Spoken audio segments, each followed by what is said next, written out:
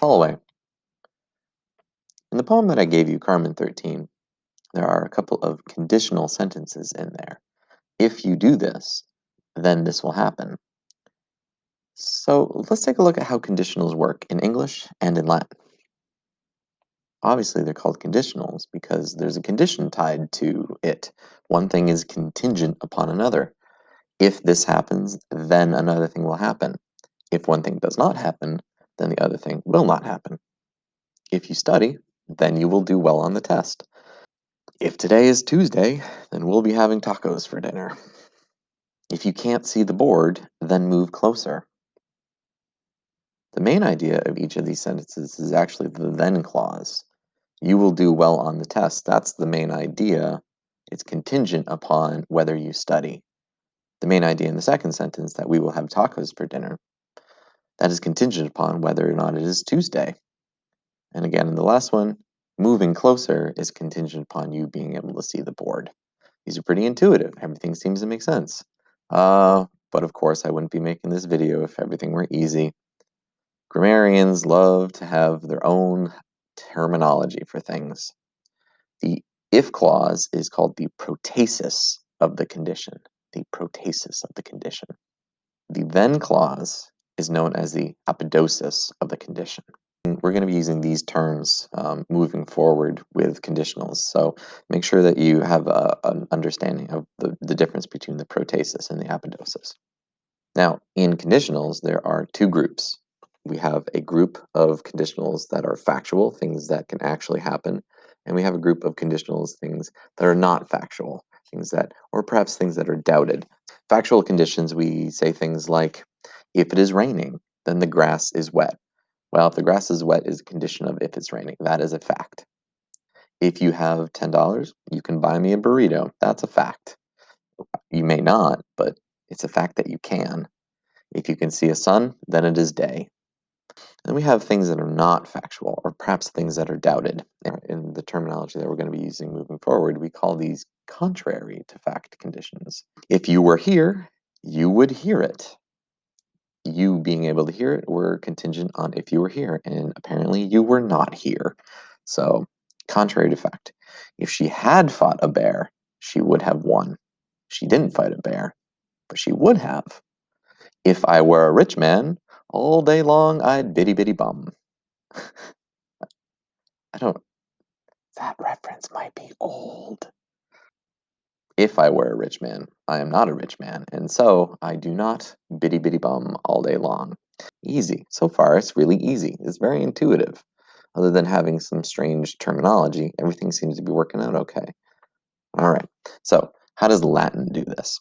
Well, in Latin, factual conditions use the indicative mood, which is the mood that we've been using, since Latin 1. The things that are true, things that are facts, things that you can point out, those are all in the indicative mood. The tenses can be present tense, or they can be in any of the perfect tenses. There are futures. You can have conditionals in the future, but I'm going to just wait for that. As far as contrary to fact conditions, right? So things that are not factual, things that are possible, things that are in doubt, we use the subjunctive for that. That shouldn't be surprising to you. The way that Latin uses the subjunctives are a little bit strange, though. In the past, we've seen Latin use the imperfect subjunctive for present things, things that are happening in the present. It does this again as well. It also uses the pluperfect subjunctive, for things that happened in the past. So let's take a look at how we can translate these. In Latin, if you see an imperfect subjunctive in the protasis, you should translate that as were, right? This is the contrary to fact. Something were to happen. If you see an imperfect in the apodosis, you can translate it as would. If this were to happen, then this would happen. And this, even though it's in the imperfect tense, is still the present contrary to fact. If you see a protasis in the pluperfect subjunctive, then we translate it as had. That shouldn't be a surprise. If you see a pluperfect in the apodosis, we translate it as would have.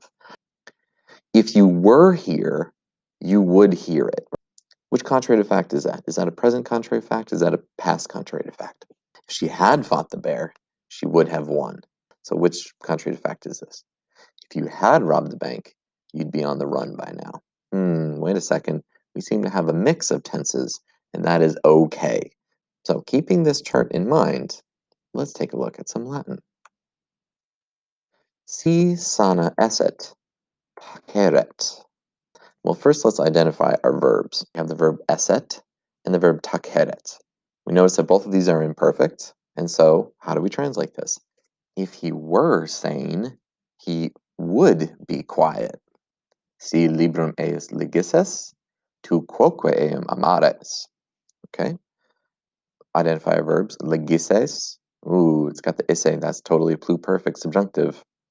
Amares looks like the infinitive plus an ending. So we got an imperfect. We have a mix of tenses. If you had read his book, you also would love him. If you had in the past, you would do it right now. Si ego propre lesbiam sederem, cor meum volitaret. Sederem, have an imperfect. Volitaret, oh, we got another imperfect. So we have a present one. If this were to happen now, another thing would happen now. If I were sitting next to Lesbia, my heart would flutter. Si Daphne fugisset, Apollo secutus esset. All right, let's identify our verbs. Fugisset, we have down here, is a pluperfect subjunctive. It's got that essa in there. And secutus esset. Be careful. If we were just to look at the esset here, we might think, oh, it's an imperfect. I've already seen it up here. But no, my friends. This is a deponent verb. Notice secutus esset is the entire verb. So this, in fact, is a pluperfect subjunctive. If Daphne had fled, Apollo would have followed her. All right, let us now look at the future conditionals. It's not so much that the future conditionals are weird, it's that the terminology used to describe them, that gets weird. We still have two groups, things that are factual or should turn out to be factual in the future, and things that might turn out to be factual in the future or are doubted by the speaker. For factual or things that should be factual in the future, we call those future more vivid conditionals. Don't ask me why. I didn't invent this term. For things that might come true, we call those future less vivid conditionals. For factual or future more vivid, we say things like, if you drop a book, then it will fall. If you stare into the sun, then you will hurt your eyes. Future less vivid. If you were to work harder, I would reward you. That might happen. If he should walk by, you would greet him. It's not set in stone the same way that gravity will make a book fall is in the future more vivid. So how does Latin do this? Well, for future more vivid, for factual things in the future, we still use the indicative mood. No problem there. We can use the future tense. The if clause, the protasis, will be in the future perfect. I know it says future on the slide. It should say future perfect. I just forgot to fix it. And the apodosis, the then clause, will be in the future. The if clause is something that will have already happened by the time the then clause happens. In future less vivid, we use a subjunctive, just like we did in contrary to fact. Right? Future less vivids, these are the non-factual ones. We just have a different name for them because reasons. And so we're going to use a subjunctive again because we have doubt, or perhaps it might not come true. There is some sort of possibility, and so we use the subjunctive. But there is no such thing as a future subjunctive. And so here we're going to use the present subjunctive. So let's take a look at some examples, and then we'll finish up by going over a couple more examples of all of them. We'll just kind of mix everything together and see how we do. So let's start with some future more and future less vivid, and see how these look in Latin. Nisi me adiuveras discrepabo. Let's identify our verbs. Adiuveras, right? This comes from the verb to help. That looks like a future perfect to me. And this is an easy one to recognize. Those bows in there. Oh, we have a future. This must be a factual or a future more vivid. Unless you will have helped me, I will make a mistake.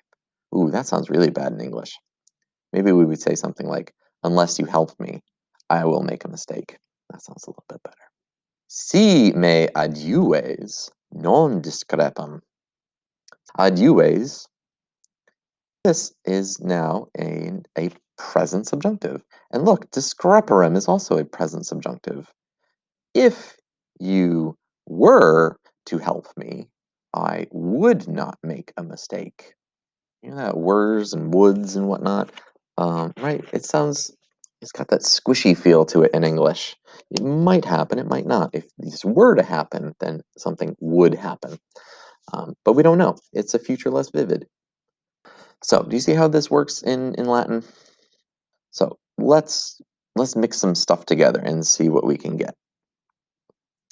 Si sol occidisset, nunc nox esset. I look at my verbs.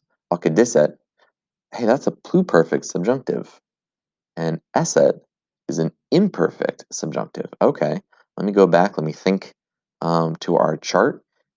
If the sun had set, it would be night now. Okay. If the sun had set, but it didn't. Ah, it's contrary to fact. Si tu illum cupis, illum capis. All right. Cupis and capis are verbs. They're present indicatives. Ah, indicatives. If you want it, take it.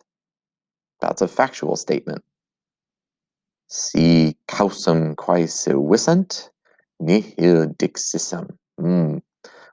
Our verbs here, quae vissant and dixissam, they're both pluperfect. Pluperfect subjunctive. Aha, must be another contrary to fact. If they had looked for a reason, I would have said nothing. It's a weird sentence. Those are our conditional sentences. But the key takeaway here is that there is special terminology that you have to know. So make sure to write that down somewhere so you can understand the difference between the apodosis and the protasis. Uh, there's special terminology with the future conditionals. We call them future less and future more for things that are factual and things that are non-factual. There's special terminology. Another key takeaway here is that when things are non-factual in Latin, they use the subjunctive. Now that you have a better understanding of conditionals, now you can apply this knowledge to your translation of Carmen 13 with the dinner invitation. Catullus asks his friend to come over, but there are some conditions on the invitation. Now you know how you can tackle those. Voila.